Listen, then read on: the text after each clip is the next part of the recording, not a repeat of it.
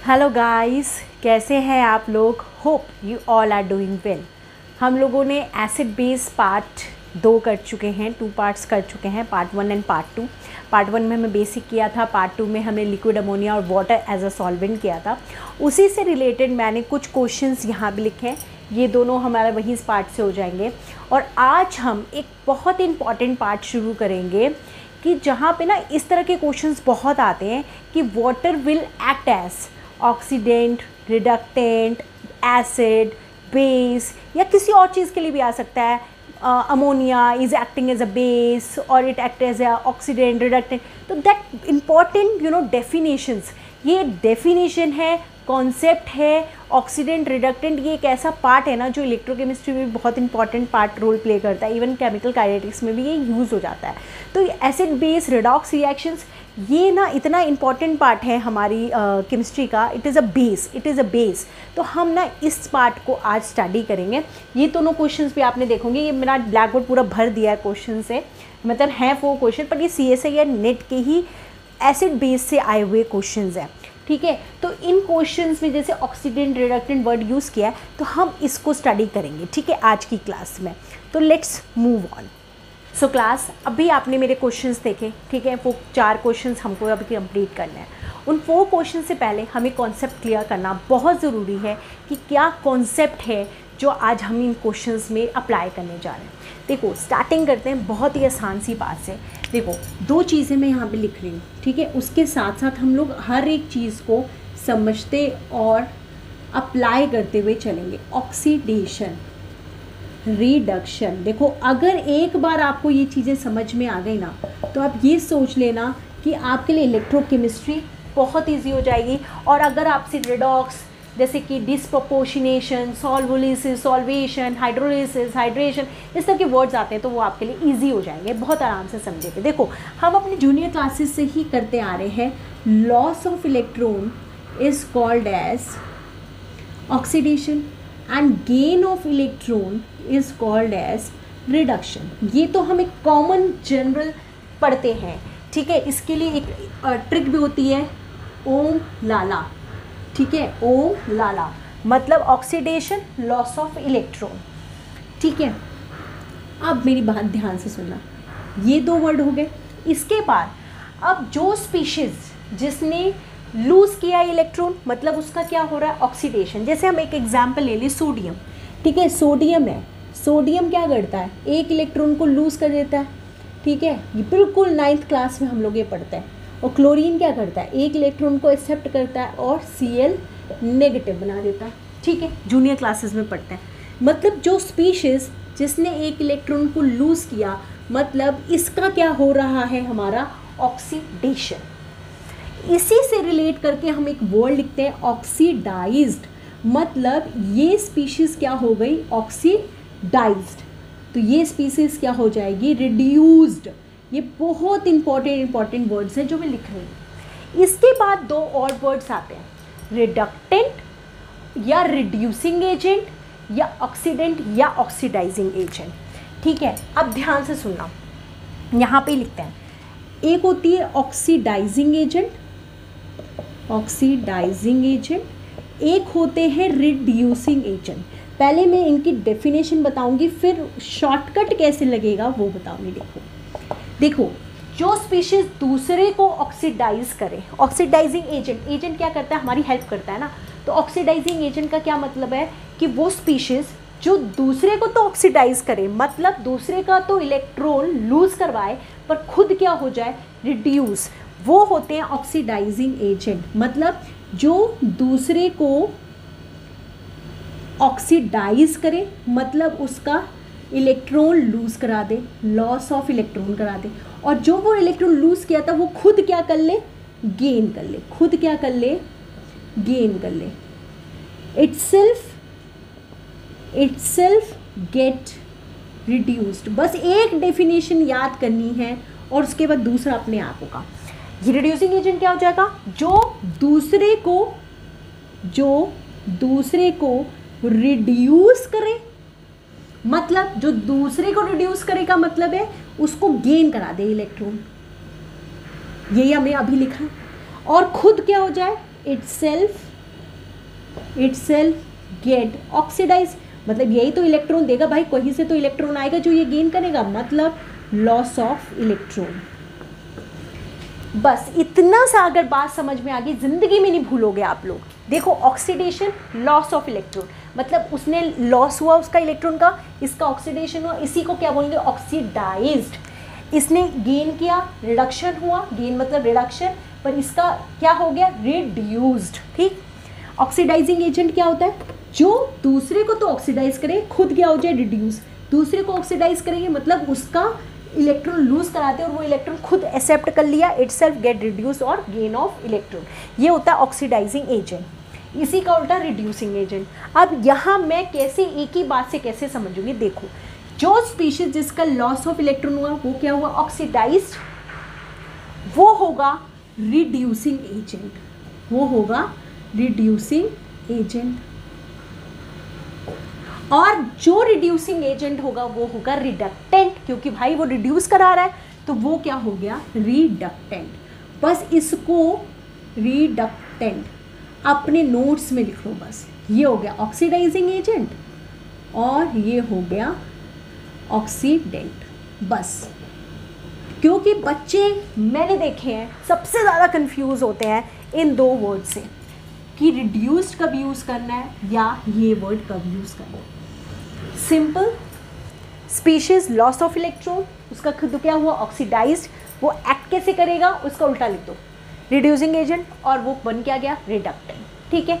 Second बात, हमें पता है कि जो लॉस ऑफ इलेक्ट्रॉन करते हैं वो क्या होते हैं, मेटल्स, तो यहाँ पे लिख लो मेटल्स। ये जब आप नोट्स में, ये ट्रिक है, ये दीज आर द ट्रिक, ये एक बार समझ में आ गए ना सारे क्वेश्चंस हो जाएंगे। ये हो गए मेटल्स, ये हो गए हमारे नॉन मेटल्स, हमें पता है क्लोरीन नॉन मेटल होता है, और एसिड बेस की भी हमें डेफिनेशन पता है। एसिड क्या करते हैं, लुईस एसिड क्या होते हैं, गेन ऑफ इलेक्ट्रॉन, तो ये हो गए एसिड्स, ये होते हैं लॉस ऑफ इलेक्ट्रॉन, तो ये हो गए बेस। ये जो है निचोड़, नींबू का निचोड़, अगर ये लैमिनेट आपको पी के अच्छा लगा और आपको ये समझ आया ना, तो आप समझ लेना अब वो क्वेश्चंस करने आपके लिए बिल्कुल आसान, बिल्कुल आसान है।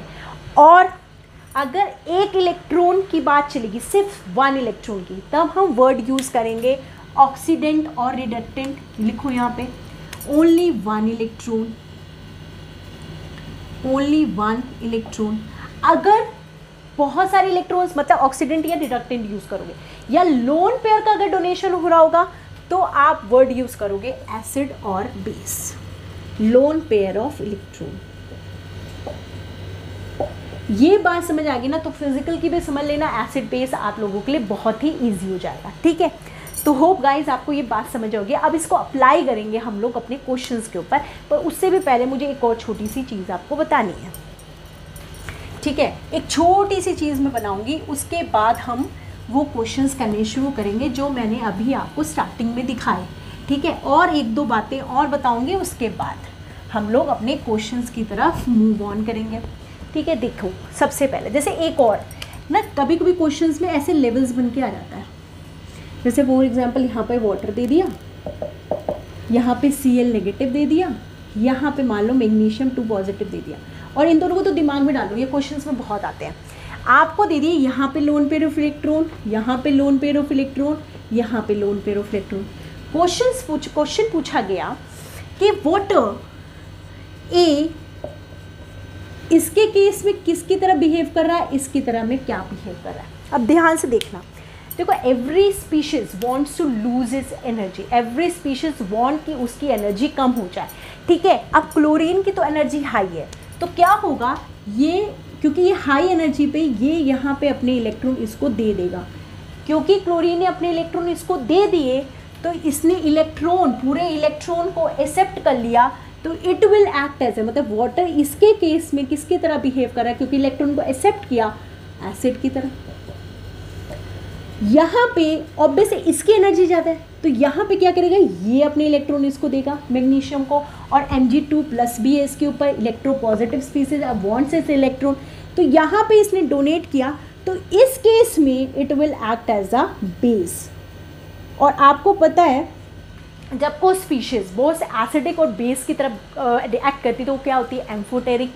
ठीक है, इसी तरह वाटर एक एम्फोटेरिक हो गया, Al2O3 भी इसी तरह काम करता है, वो एक में एसिड की तरह, एसिड में ये बेस की तरह काम करता है और बेस में एसिड की तरह काम करता है, इसीलिए इनको बोलते हैं एम्फोटेरिक। बात समझ में, एम्फोटेरिक का क्या मतलब होता है। ठीक है, तो ये बहुत इंपॉर्टेंट पार्ट था कि अगर आपको ऐसा डायग्राम बनाया हुआ दिया होगा और एनर्जी डिफरेंस काफ़ी होगा तो जो हायर स्पीशीज़ होगी वो लोअर स्पीशीज़ को इलेक्ट्रॉन को डोनेट कर देगी। ठीक है, तब आप एसिड बेस वाला कॉन्सेप्ट लगाओगे। और दूसरा, अगर मान लो कि एनर्जी लेवल बहुत पास पास है, जैसे कि फॉर एग्जांपल यहाँ पे हमारा अमोनिया हो गया, ठीक है, यहाँ पे BF3 है, हमें पता है BF3 is a Lewis acid, it bonds electron, और नाइट्रोजन के पास लोन पेयर ऑफ इलेक्ट्रॉन है। अगर एनर्जी डिफरेंस काफ़ी कम है तो इस केस में ये बनाते हैं अडक्ट। इस केस में ये क्या बनाते हैं, अडक्ट, मतलब पूरी तरह से डोनेशन और वो नहीं होता है, उस केस में बनता है अडक्ट। मतलब अगर एनर्जी डिफरेंस ज़्यादा है तो डोनेशन होना है, गेन होना है। ठीक है, और अगर एनर्जी डिफरेंस कम है तो हमारी अडक्ट की फॉर्मेशन होगी। बस ये अगर बातें आपको समझ में आ जाएंगी तो नेक्स्ट क्वेश्चन हम लोग कर लेंगे। अब दो बातें और छोटी छोटी, एक होता है डिस्प्रोपोर्शनेशन और एक होता है हमारा, 3-4 डेफिनेशंस हैं जो बहुत ज़्यादा ज़रूरी हैं। पहले तो एक करते हैं, हाइड्रेशन और सॉल्वेशन, हाइड्रेशन एंड सॉल्वेशन। इसी में हाइड्रोलिसिस, हाइड्रोलिसिस और सॉल्वोलिसिस। देखो बात से ही समझ में आ रहा है, लिसिस मतलब ब्रेकिंग। अगर आपका जो भी सॉल्वेंट है अगर वो जैसा था वो ब्रेक हो गया तो उसमें उसे हम बोल देंगे हाइड्रोलिसिस। मतलब अगर वाटर ब्रेक किया तो उसे बोल देंगे हाइड्रोलिसिस, वाटर अगर ब्रेक किया, वाटर ब्रेक किया। और अगर कोई और वाटर को छोड़ के कुछ भी है तो वो सॉल्वोलिसिस। अगर अमोनिया है तो अमोनोलिसिस, जैसे अमोनिया ब्रेक किया तो उसे बोलते हैं अमोनोलिसिस। मदद से ब्रेकिंग होनी चाहिए। अभी एग्जाम्पल लिखवाऊंगी।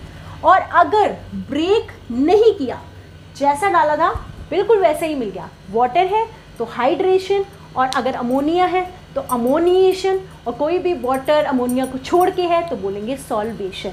ये इतना इम्पॉर्टेंट पार्ट है ना कि ये बहुत इंपॉर्टेंट, इस तरह के क्वेश्चंस अभी मैं अभी आपको करवाऊंगी, वेट करो बस। ठीक है, अब जैसे for example copper sulphate plus 5H2 है फॉर एग्जांपल। ठीक है, अब ये क्या बना देता है, सीधा copper sulphate dot point plus कर दो, यहाँ 0.5H2। अब जैसा वाटर था आपको वैसा वैसा मिल गया, it is water of crystallization. आपको वाटर जैसा था वैसे का वैसा मिल गया, तो यह हो गया हमारा हाइड्रेशन। और अगर वाटर टूट गया, जैसे फिर PCl5 में वाटर डाला तो HCl plus H3PO4, water break हो गया H पॉजिटिव में, मतलब आयंस की फॉर्म में टूट गया। वाटर तो वाटर मिला नहीं, यहाँ तो प्योर वाटर मिला था, तो यहाँ पे वाटर ब्रेक कर गया तो इसको हम क्या बोल देंगे, हाइड्रोलिसिस। ये बहुत इंपॉर्टेंट है। अब यहाँ देखो, यहाँ पे अमोनिया था, अमोनिया NH2 के अंदर ब्रेक कर गया, मतलब ये हमारा ब्रेक कर गया NH2 नेगेटिव प्लस में H पॉजिटिव, मतलब एक H पॉजिटिव इसने निकाल दिया तो ये क्या बन गया, NH2 नेगेटिव बन गया। NH2 नेगेटिव हमारा यहाँ पे जाके लग गया। ठीक है, तो यहाँ पे ब्रेकिंग हो गई, अमोनिया के फॉर्म में अमोनिया नहीं मिला, ब्रेक हो गया, तो ये जो हो जाएगा हमारा क्या हो जाएगा, अमोनोलिसिस। अब यहाँ देखो, यहाँ पे ये अमोनिया के साथ कंप्लीट अमोनिया की ही फॉर्म में है, तो इसको बोल देंगे अमोनिएशन। अमोनिया है, अमोनिएशन, वाटर हाइड्रेशन, सॉल्वेशन। ठीक है, एक ये बात थी। नेक्स्ट होता है हमारा डिस्प्रोपोर्शनेशन रिएक्शन, जो कि एक न्यूट्रलाइजेशन। देखो न्यूट्रलाइजेशन का मतलब क्या होता है, हम तो बचपन से पढ़ते आ रहे हैं, अगर सॉल्ट प्लस वाटर मिल जाए तो हमारे को उसको क्या बोल देंगे, हमारा न्यूट्रलाइजेशन रिएक्शन। मतलब अगर आपको सॉल्ट की फॉर्मेशन हो जाए जैसे, ठीक है, जैसे कि हम लोग करते ही हैं NaOH plus HCl give rise to NaCl plus water. तो जहाँ पे सॉल्ट प्लस वाटर आपको मिल गया वो हमारी क्या होती है, न्यूट्रलाइजेशन रिएक्शन। ठीक है, न्यूट्रलाइजेशन रिएक्शन। ठीक है, एक होता है नेक्स्ट हमारा disproportionation reaction. Disproportionation dissociation reaction. मतलब अगर oxidation reduction both oxidation and reduction occur simultaneously, both oxidation and reduction मतलब लॉस ऑफ इलेक्ट्रॉन, ऑक्सीडेशन मतलब loss of electron, loss of electron का मतलब इसके ऊपर आ गया पॉजिटिव चार्ज, और अगर गेन ऑफ इलेक्ट्रॉन मतलब बोथ ऑक्सीडेशन एंड रिडक्शन का मतलब गेन ऑफ इलेक्ट्रॉन, ठीक है। और अगर गेन करेगा इलेक्ट्रॉन तो उस पर क्या चार्ज आ जाएगा, नेगेटिव चार्ज। अगर ये चीज़ साइमल्टेनियसली हो रही है उसे बोलते हैं डिसप्रोपोर्शनेशन रिएक्शन। अभी मैं करवाऊंगी क्वेश्चन में ही, जैसे Cl है, ये पॉजिटिव ये नेगेटिव में टूट गया, मान लो इसके अंदर डाला था मैंने अमोनिया भी दो तरीके से हो सकता है, या तो NH2 नेगेटिव एक H पॉजिटिव को रिलीज़ कर दे, या H को गेन कर ले, दैट इज़ NH4 पॉजिटिव, ठीक है। तो यहाँ पे ये आ जाएगा, यहाँ ये आ जाएगा, ठीक है। तो अब अगर हम क्लोरीन को ही देखें, ये था Cl2, मैंने डाला था अमोनिया में, यहाँ पे था 0 और यहाँ पे बन गया NH2Cl और NH4Cl, ठीक है। एक में नेगेटिव चार्ज एक में पॉजिटिव चार्ज, तो 0 से नेगेटिव भी आपके पास चार्ज आ गया, पॉजिटिव चार्ज भी आ गया, ऑक्सीडेशन भी हो गया, रिडक्शन भी हो गया। तो ऐसी रिएक्शंस को हम बोल देते हैं डिसप्रोपोर्शनेशन रिएक्शन, ठीक है। एक लास्ट, हमने सॉल्वेंट्स पढ़े थे, अमोनिया पढ़ा, वाटर पढ़ा, आज मैं एक और आपको करवा रही हूँ, दैट इज़ BrF3।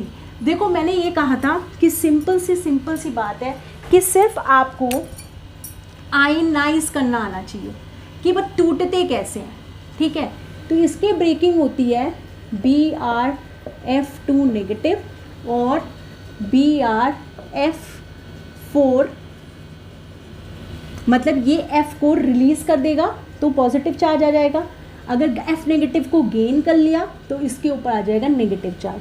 मतलब यहाँ पे इसने F नेगेटिव को लूज़ किया, यहाँ पे F नेगेटिव को गेन किया, नेगेटिव को गेन किया तो नेगेटिव चार्ज एक्सेप्ट किया, मतलब लूज़ किया तो पॉजिटिव चार्ज, गेन किया तो नेगेटिव चार्ज।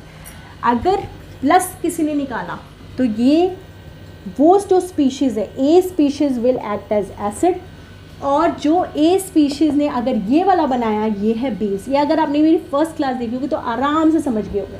बस मुझे आयंस देखने हैं कि दो आयंस जो हैं बनते हैं, एक BrF2 पॉजिटिव एक BrF4 नेगेटिव, ठीक है।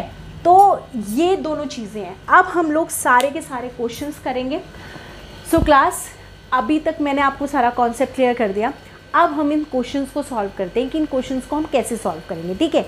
तो स्टार्टिंग करते हैं हम इन वाले क्वेश्चन से, क्योंकि ये वाला क्वेश्चन तो हमारा क्या कहते हैं पिछले क्लास से ही रिलेट करता है। ये दोनों क्वेश्चंस देखो, सबसे पहले ये क्वेश्चन को पढ़ना है। देखो क्या कहता है क्वेश्चन, सिर्फ आपको कॉलम को मैच करना है, ए के साथ बी को। ऐसे क्वेश्चंस को आप क्या करोगे, जो भी आपको पार्ट आता है उसको मैच करने की कोशिश करो। अगर उससे हो गया तो ठीक है, नहीं तो आगे देखेंगे।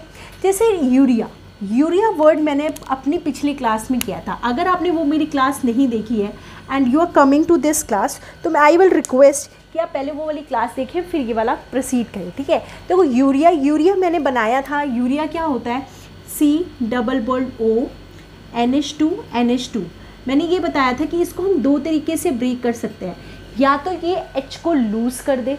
अगर ये H को लूज़ कर देगा -H पॉजिटिव, तो ये क्या बन जाएगा, C+O NH नेगेटिव, और ये बन गया यहाँ पे NH2, ठीक है। या ये क्या कर सकता है, H पॉजिटिव को गेन कर ले, ठीक है। तो अगर मान लो इसने गेन कर लिया फॉर एग्जाम्पल, तो ये क्या बन जाएगा, C+O NH3 पॉजिटिव और ये NH2, ठीक है। अब मैंने ये कहा था जब ऐसा कभी आपको कन्फ्यूजन हो तो आप क्या करोगे, देखोगे कि इनमें से कौन से ज़्यादा स्टेबल है।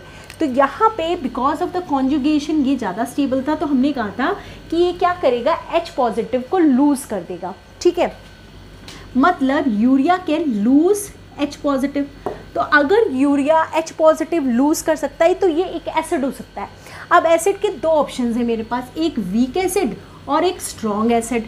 तो एसिड वाला ऑप्शन तो इसके लिए पक्का है, ठीक है, अब एक और चीज़ देखते हैं, यहाँ पे ये दे रखा है एसिटिक एसिड। देखो एसिटिक एसिड जो होता है ना हमारा, ये था हमारा in liquid ammonia, in liquid ammonia, कि लिक्विड अमोनिया में यूरिया कैसे बिहेव करेगा, आपका एसिटिक एसिड कैसे बिहेव करेगा।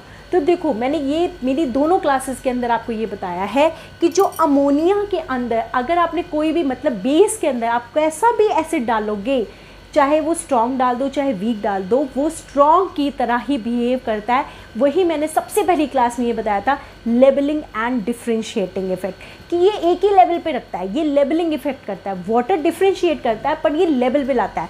इसका मतलब है कि अमोनिया में एसिटिक एसिड तो हमारा स्ट्रॉन्ग एसिड की तरह बिहेव करेगा, तो मतलब सी के साथ तो 2 ऑप्शन होना चाहिए। और अभी मैंने देखा यूरिया के साथ एसिड वाला है तो हम ये वाला पोर्शन दे देते हैं। तो अब हम मैच करेंगे, क्या हमारे ऑप्शन में ऐसा है, मतलब सी के साथ मैं 2 देना चाह रही हूँ, सी के साथ मैं 2 देना चाह रही हूँ, यहाँ पे तो है ही नहीं है।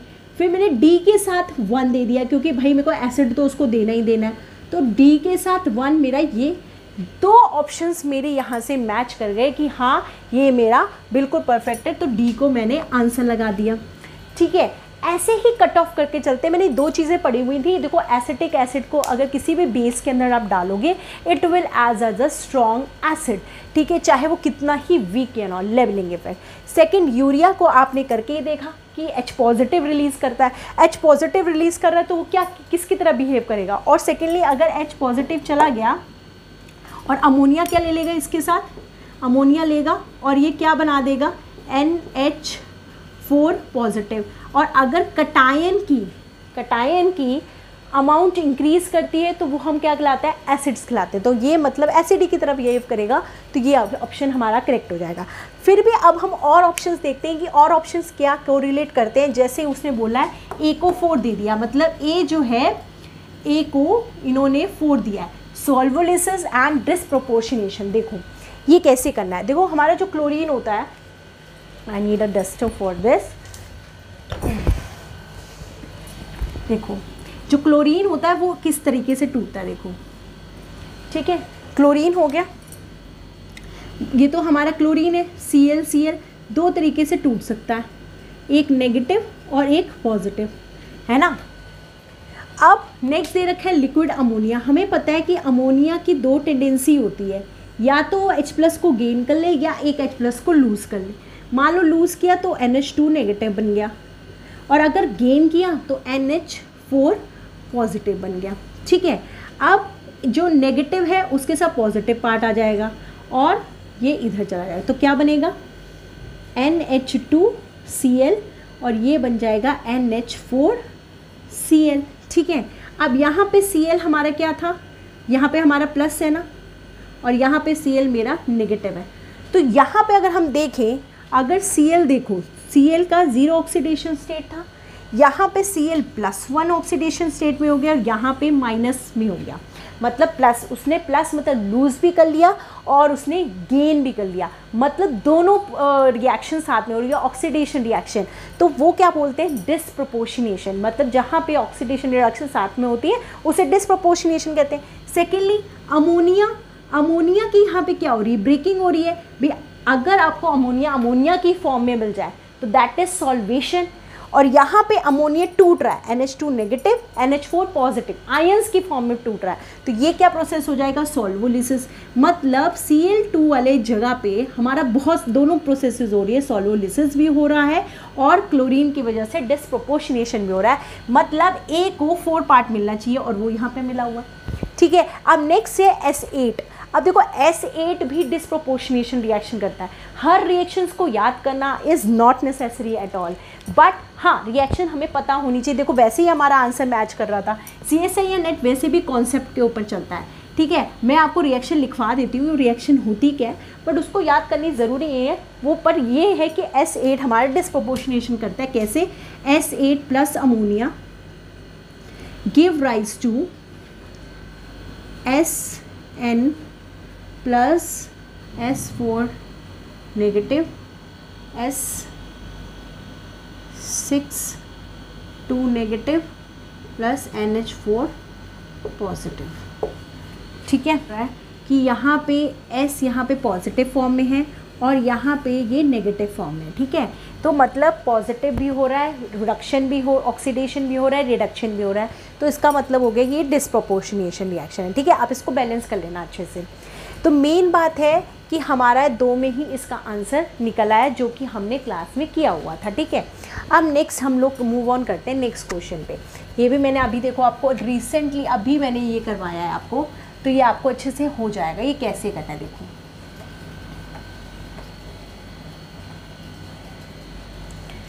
ये बहुत आसान क्वेश्चन है। देखो सारे में कॉमन क्या है, BrF3 BrF3 BrF3 and BrF3। ठीक है, सब में कॉमन हमारा क्या है, BrF3 है। तो ऑब्वियस सी बात है कि BrF3 को हमें तोड़ के देखना है। मैंने अभी ये वाला करवा दिया था कि BrF3 किस तरीके से टूटता है। BrF3 दो चीज़ें कर सकता है, या तो F नेगेटिव को लूज़ कर दे, तो ये लूज़ कर देगा तो क्या बना देगा BrF2 पॉजिटिव, या फिर F नेगेटिव को गेन कर ले तो क्या बना देगा BrF4 नेगेटिव। तो मतलब ये दो चीज़ें बना सकता है, दो तरीके के आयंस बनते हैं। मेरी क्लासेस देखी हैं, अगर मान लो पॉजिटिव चार्ज बढ़ता है तो वो क्या हो जाएगा, एक्ट करेगा एज अ एसिड। मतलब अगर कोई भी A पार्ट आया और उसने इसके साथ रिएक्ट किया, ये वाला पार्ट बनाया, तो ये वो जो A आया था वो एसिड की तरह पार्ट करेगा। अगर उसने नेगेटिव बनाया तो वो बेस की तरह काम करेगा। बस मेरे को ये चीज़ देखनी है और ये क्वेश्चन मेरा हो जाएगा। ठीक है, तो सबसे पहले जो चीज़ दिख रही है वो देखो। ठीक है, अब BrF2 ये यहाँ पे पॉजिटिव, ठीक है, यहाँ पे देखो BrF3 BrF2 पॉजिटिव और BrF4 नेगेटिव में टूटा हुआ है। मतलब ये इक्वेशन क्या है, ये तो अपने आप ही आयोनाइज हो गया। तो ये तो हो गया सेल्फ आयोनाइजेशन का। मतलब इसने BrF3 में अपने आप में किस तरीके से टूटा है, दो तीचों में टूटा है। इसी को मैंने बताया था कि इसी को बोलते हैं सेल्फ आयोनाइजेशन, है ना। तो ये तो इसके साथ हो जाएगा 4 का C हो जाएगा, 4 का C या C का 4। देखो C का 4 यहाँ पे है, अब बाई चांस इसी इक्वेशन में है तो ये आंसर है, पर हम आगे भी चलेंगे। देखो अब यहाँ देखो, ये देखो हमें पता है ये आयनिक है, तो ये पॉजिटिव और ये नेगेटिव में ब्रेक होगा। ठीक है, आप पॉजिटिव और नेगेटिव में ब्रेक होगा तो मतलब F नेगेटिव BrF3 के साथ रिएक्ट करेगा और क्या बना देगा BrF4 नेगेटिव। नेगेटिव वाला पार्ट आ गया, तो अगर ये नेगेटिव वाला पार्ट आ गया तो ये किसकी तरह एक्ट करेगा, अगर नेगेटिव आ गया तो ये किसकी तरह एक्ट करेगा, बेस की तरह। और अगर ये बेस है तो ये किसकी तरह एक्ट कर रहा है, एसिड की तरह। अब इक्वेशन देखते हैं क्या। देखो हमें BrF3 पूछा हुआ है कि BrF3 किसकी तरह काम कर रहा है। इसमें इस इक्वेशन में ये एक्ट कर रहा है एज अ लुईस एसिड। किसकी तरह एक्ट कर रहा है, क्योंकि F नेगेटिव इसके एम्प्टी ऑर्बिटल में दे रहा है इलेक्ट्रॉन, है ना। तो ये एक्ट कर रहा है एज अ एसिड। तो Lewis acid nature of BrF3, Lewis acid nature of BrF3 A option है। तो मतलब कि थर्ड का हमारा हो गया ए, थर्ड का ए या फिर ए का थर्ड। अब देखो ए का थर्ड यहाँ पे है और है ही नहीं कहीं पे, तो बाय चांस ही हमारे दोनों भी मैच कर रहे हैं। नेक्स्ट देख लेते हैं। अब ये देखो यहाँ पे हमारे को क्या मिल रहा है, हमारे को ये देखो ये Ag प्लस होता है, ये यहाँ पे नेगेटिव की तरह काम करता है। हम इसमें देख लेते हैं। हमें पता है SbF5 क्या होता है, लुईस एसिड होता है। ठीक है, ये हमारा होता है लुईस एसिड, तो obviously it will act as a base. ठीक है, और देख लो कौन सा आयन बना हुआ है, BrF2 पॉजिटिव। अगर पॉजिटिव बन गया तो जो भी स्पीशीज उसमें डाली हुई है वो किसकी तरह एक्ट करेगी, एसिड की तरह एक्ट करेगी। ये वाली बात को भी हम देख सकते हैं। तो मतलब ये हो सकता है कि BrF3, क्योंकि नेचर बना रहा है BrF3 का, तो किसकी तरह एक्ट कर रहा है, लुईस बेस की तरह। मतलब 1 का होना चाहिए B का होना चाहिए 1।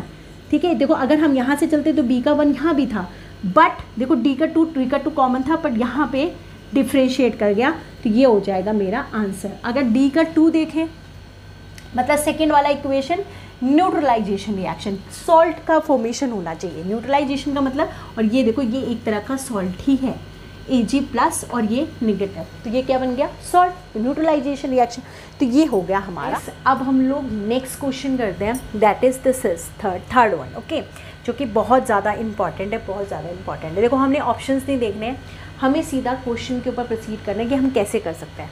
देखो फर्स्ट क्वेश्चन, और अभी मैंने आपको सारी चीज़ें समझाई ही थी, ठीक है। अब यहाँ देखो कैल्शियम है, हमें सीधा ऑक्सीडेशन स्टेट देखेंगे। अब कैल्शियम में यहाँ पे 0 ऑक्सीडेशन स्टेट में था, यहाँ पे +2 ऑक्सीडेशन स्टेट में चला गया, ठीक है। इसका मतलब है कि कैल्शियम ने क्या किया, कैल्शियम ने इलेक्ट्रॉन को लूज़ किया, मतलब ये ऑक्सीडेशन का मतलब रिड्यूसिंग एजेंट, इसका मतलब है ये क्या हो गया, रिडक्टेंट।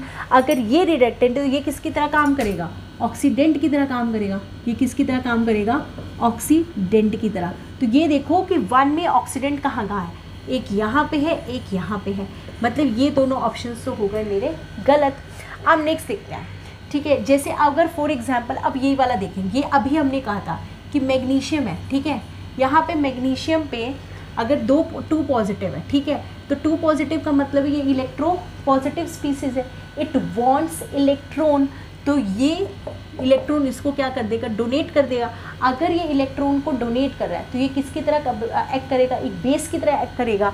तो थर्ड का अगर हम देखें कि अगर इन्हीं ये 2 ऑप्शंस चल रहे थे हमारे, तो थर्ड में it will act as a base, इसका मतलब ये हो गया ऑप्शन हमारा करेक्ट। यहाँ पे तो ये एसिड दे रखा है, एसिड की तरह ये काम कर ही नहीं रहा है ना। अगर और देखें, अब जैसे इस वाले इक्वेशन में देखते हैं, यहाँ पे हमें पता है Cl नेगेटिव की फॉर्म में, मतलब ये इसको इलेक्ट्रॉन देगा, यहाँ पे ये एक्ट करेगा एज अ एसिड, तो सेकंड में एसिड, तो ये भी हमारा करेक्ट है। लास्ट बचा ये, यहाँ पे देखो, यहाँ पे क्लोरीन है 0, यहाँ पे है F नेगेटिव, ठीक है, मतलब 0 से क्या हो गया, F नेगेटिव पे चला गया, मतलब इसने क्या किया, गेन किया होगा इलेक्ट्रॉन। अगर इसने इलेक्ट्रॉन को गेन किया मतलब इसका हुआ रिडक्शन, रिडक्शन का मतलब ऑक्सीडाइजिंग एजेंट, ऑक्सीडाइजिंग एजेंट का मतलब it will act as a oxidant. अगर ये ऑक्सीडेंट है तो ये क्या हो गया, रिडक्टेंट। तो ये रिडक्टेंट तो दोनों में है कॉमन, तो इसका मतलब है ये हो गया हमारा आंसर, ठीक है। तो इस तरीके से लॉजिक लगाना है, वरना बहुत ही क्वेश्चन डिफिकल्ट हो जाएगा। अब ये वाला क्वेश्चन देखते हैं, देखो इसमें क्या कह रखा है, बिल्कुल वही है, बस इसको उठा लिया और इसको उठा लिया। देखो इसमें क्या हो रहा था, Cl नेगेटिव, मतलब इसके पास रिच है इलेक्ट्रॉन के, तो ये इसको डोनेट कर देगा, तो यहाँ पे ये किसकी तरह से एक्ट करेगा, ये एसिड की तरह एक्ट करेगा क्योंकि एक्सेप्ट कर रहा है। यहाँ पे ये इलेक्ट्रो पॉजिटिव है, ये इसको डोनेट करेगा, तो ये यहाँ पे किसकी तरह एक्ट करेगा, बेस की तरह। तो मतलब ये आना चाहिए ए में it will act as a acid, मतलब an acid in both A and B, ये तो गलत है। An acid in A, an acid in A and base in B, मतलब ये हो जाएगा हमारा ऑप्शन, ठीक है। सो होप क्लास आपको आज की क्लास समझ में आई होगी, ठीक है। अभी हम लोग नेक्स्ट क्लास में क्या करेंगे, हमारे जितने सॉल्वेंट्स बचे हैं, ठीक है, वो मैं थोड़ा सा करवाऊंगी, और उसके बाद पता है इस तरह के भी क्वेश्चंस आते हैं और उस तरह के क्वेश्चंस आते हैं जिसमें मतलब जैसे आपके NO2 ग्रुप्स लगे हैं या फिनाइल ग्रुप लगे हैं, जो बिल्कुल बेसिक हम लोग एसिडिक और बेसिक पढ़ते थे, उसके जितने एग्जाम्पल्स हैं वो मैं उस क्लास में लूँगी, ठीक है। उसके बाद हम लोग सारे प्रीवियस ईयर क्वेश्चंस करेंगे फ्रॉम 2011 और 12 से तो मैंने स्टार्टिंग किया, तो जो हो गए होंगे तो उसको स्किप करते हुए 2019 तक के क्वेश्चंस हम लोग करेंगे, ठीक है। Thank you so much.